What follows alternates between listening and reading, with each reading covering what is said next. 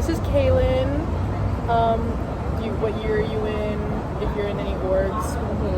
I am currently a junior, going into my senior year, and I am currently in Lumi, and I'm an active member of FSA. Beautiful. Yeah, do you want to share what ethnicity and culture you're talking about today? Oh yes, I am Filipino and Peruvian. The ethnicity that I'm sharing with everybody today is Peruvian. We are at a Peruvian restaurant. Yes, me. Yeah.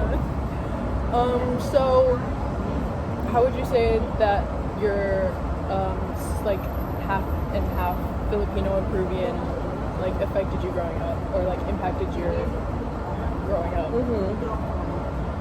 So for me, I think it was kind of hard to find my own identity when I was growing up, being half and half, because I felt like I was too Asian to fit in with Hispanics, or I felt too Hispanic to fit in with other Asians, and it was just hard for me to find my own place in society, and friend groups that formed when I was in elementary, middle, and high school.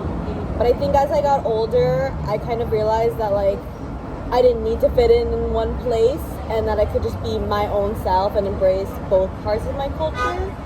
So after I learned to just embrace both my sides, I feel like it was a lot easier for me to get in touch with my own personality and make friends for who I am and not for who other people want me to be. That's real. That's so true. For I don't know, for the record, I understand what you're saying, because I'm also half Filipino, half Puerto Rican. So yeah, I totally understand the like being too Asian for the Hispanics and being too Hispanic for the Asians. But I mean, growing up there was never really a huge Asian population in Homestead, so it was like a lot of the time I was with Hispanic people. So I feel like I like being in FSA because now it's exposing me to another culture. Yeah. Exactly. So how would you say you balance both of your cultures? How do you actively do that? I think learning about both my cultures and participating in their cultural events that they have is really important to me, and kind of learning about my own culture from both my parents is also kind of important, and making food from both my Filipino and Peruvian side. My parents have both taught me like recipes that they know from both the Philippines and from Peru. And I've also like tried picking up languages from my countries, but Spanish is a little bit easier because it's a Spanish speaking area. But with Tagalog, it's really hard because my mom barely even speaks Tagalog. But I like pick up little words, and I think ultimately also having friends from like Spanish speaking countries or that are also Asian have also helped to like be in touch with those cultures as well, because it also helps me like realize that what's normal between different cultures, and it helps me like keep in touch with both my Filipino and Peruvian side, honestly. And I feel like I balance them out pretty well. I'm not whenever people ask where I'm from, I always tell them both. I'm not like ashamed of either one, you know? Yeah. I think that's important. Yeah, no, especially like learning Spanish in this area is really easy. I still can't speak Spanish. Same. Like, I know it. I know like basic words. You could talk to me and I'll be like, yes, exactly. no. Like, I'll understand you, but I won't be able to speak back. But Tagalog is a whole different thing, because my dad barely speaks. My aunt, like, they know. It's like me with Spanish, like they know, but they can't speak. Yeah. But you talk about food. Like, do you have any like traditional food that makes you like feel at home? In regards to the Philippines, it's probably gonna be like pancit, because my mom makes it every special event that we have at our house. And then with Peruvian food, my dad is always making papalamancaina or yuca, or every now and then he'll make causa.